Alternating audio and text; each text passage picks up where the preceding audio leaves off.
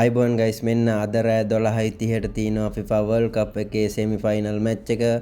මෙන්න මේ ටීම් දෙකෙන් එකක් තමයි ඊළඟට final යන්නේ. right France කියන්නේ ගිය පාරත් final ගියපු අනුශූරය වෙච්ච ටීම් එකක්. France වලට තියෙනවා 40%ක winning probability එකක්. extra time එක 30%කුත් ස්පේන් වලට winning probability එක 30%කුත් තියෙනවා. right අපි බලමු මෙයාලගේ head to head records කොහොමද තියෙන්නේ කියලා. මෙන්න 2025 නේෂන් ලීග් එකේ ස්පේන් 5-4ක් විදිහට වින් කරලා තියෙනවා.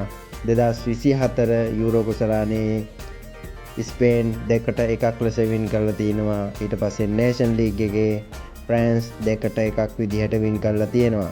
එතකොට මෙන්න මෙතන බලද්දී ස්පේන් ෆ්‍රාන්ස් වලට against හොඳට perform කරලා තියෙනවා.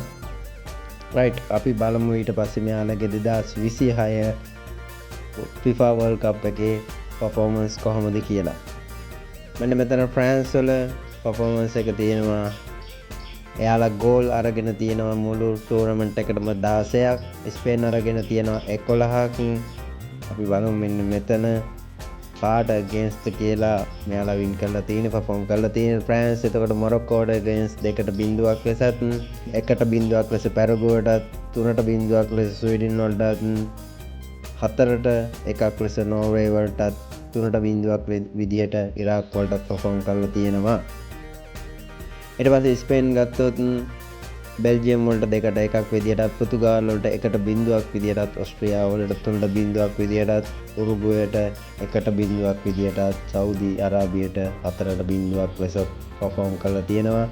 අපි බලමු මෙතනින් මුළු ටෝර්නමන්ට් එකටම ගෝල් දෙකක් විතරයි France දීලා තියෙන්නේ. ස්පේන් දීලා තින්නේ එකම එක ගෝල් එකක් විතරයි. මුළු ටෝර්නමන්ට් එකටම යාලා ගෝල් අරගෙන විතරයි ගෝල් දීලා නැහැ. එතකොට ෂොට් ප්‍රමාණය ගත්තොත් France වලට 88කුත් ස්පේන් වලට 84කුත් ෂොට්ස් ප්‍රමාණය තියෙනවා. ෂොට් ඔන් ටාගට් තියෙනවා France වල 47කුත් ස්පේන් වල 40කුත්.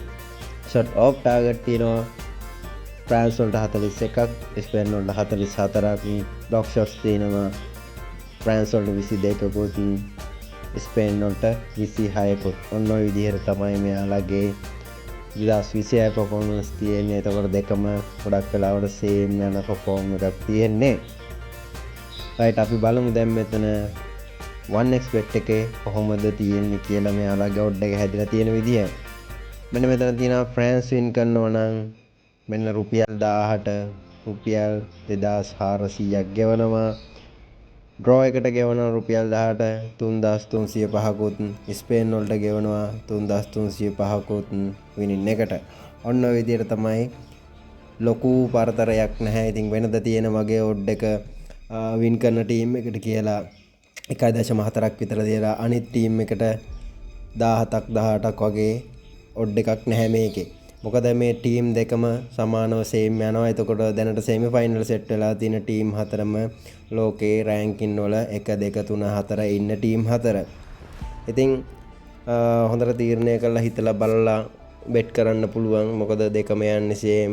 කොයි ටීම් එක දිනයිද කියලා මේකේ හරියට කියන්න බෑ.